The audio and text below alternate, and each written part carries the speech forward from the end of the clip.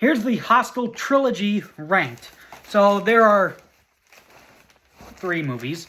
Hostel, Hostel Part 2, and Hostel Part 3. So coming in last place, number 3 is Hostel Part 3. So the intro I actually really liked. You have the Slovakian people trying to drink with the American, but it turns out the American was actually the villain. So I thought that was actually pretty good. The Wheel of Misfortune was actually pretty cool too. Like betting on what they're going to use to kill the victim, betting on what is the victim going to beg for his life or mention that he has a wife and family. I thought that was all actually pretty cool. And Mike's face peel kill was actually pretty cool. I think that's in the top 10 of the franchise for me. On the other end, cockroach scene, I don't like that. That's pretty gross. And there's not really a lot of standout kills, except for Mike's kill. And then, probably the biggest negative for me is Carter being the villain. His motivation was actually lame. Like, he went through all this trouble so that he can be with his best friend's wife, or soon-to-be wife. I thought that was actually pretty lame and a pretty childish motivation.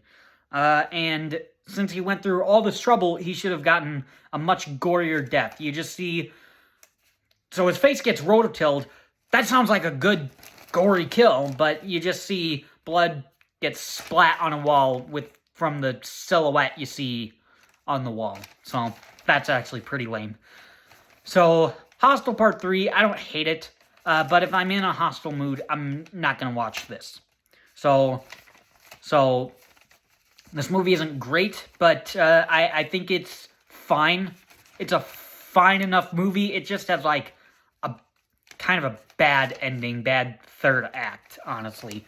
So bad third act, but I think it's fine.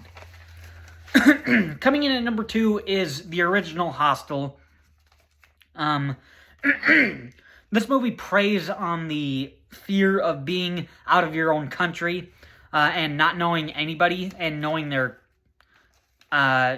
customs. So I thought that actually really worked as a good fear. That was number 2 is Hostel. So I thought that was actually pretty cool. So, that was pretty interesting. I liked it when Paxton was trying to find out what was wrong in the second act and figuring things out of like where are they? What's going on? And then in the third act, he's trying to escape. He's running around the facility trying to get out of there. And then he gets out, but then he has to try and save this one woman. So that was pretty interesting. But unfortunately, she's really disfigured. She didn't like that, so she jumps in front of a train. And then the biggest positive is the gore is actually really insane. You got torturous gore, people getting mutilated. Then you got the revenge gore, the gore that's satisfying to watch. Paxton runs over the guy and the girls with his car. He kills a few of the hunters by shooting them. He massacres the Dutch businessman. Cuts off his fingers, gives him a swirly, and then slits his throat. That was actually a really great kill. So it's nice to see Paxton get his revenge and to see them die. So I thought it had a satisfying ending. On the other hand, Paxton should have left immediately when he was like brought to this rundown building that it's like, oh yeah, your friends are in there. They're in the art show when there's no art on the wall anywhere. There's rubble all over the place, and it's the dirtiest, nastiest building you've ever seen. So how he got there was pretty lame. And I think if he was just drugged, which I think he was actually drugged, but if he was like drugged again or knocked unconscious, like if he was in the car with the girls and they're like, yeah, we're gonna take you to friends, but then they knock him out, that actually would have made a lot more sense. But as is, that's pretty dumb, and anybody who has any common sense would turn around. And the another negative is I wouldn't really watch this too often because it's so torturous. And the other last negative would be like, it was a little too convenient to have Nathan, Alexia, and Svetlana all in one spot to run them over, and it actually would have been a cool sequence for him to systematically take out everyone, and then you would have gotten a lot more revenge kills, and it would have stood out more. So that seemed a little too convenient. But all in all, I think Hostel is actually a pretty good film. Not the most rewatchable film, obviously, but I think it's fine. But coming in at number 1 is Hostel Part 2. This one I really like. It dives deep into the lore with the hunting group. The hotel guy makes copies of the passports, and then people actually bid on it. That was actually pretty cool. It taps into a new fear of like being stalked. So that was interesting and fairly creepy. The two guys were actually really interesting. One of them wants to really kill, the other one isn't on board, and then in the third act, it actually flips of like the guy who wanted to kill doesn't want to kill because he messed it up.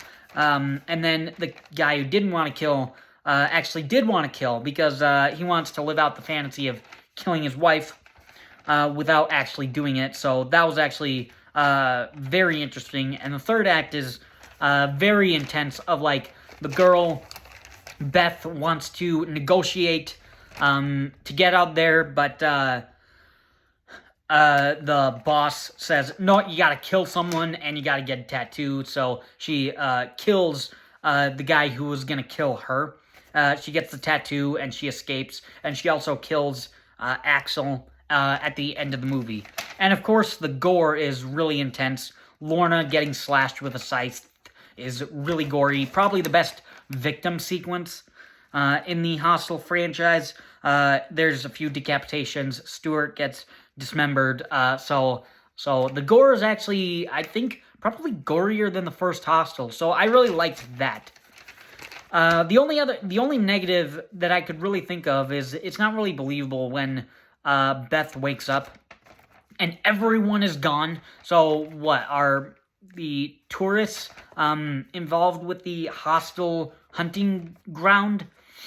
Or what? That didn't really make a lot of sense because there's nobody else around. So that didn't seem that believable.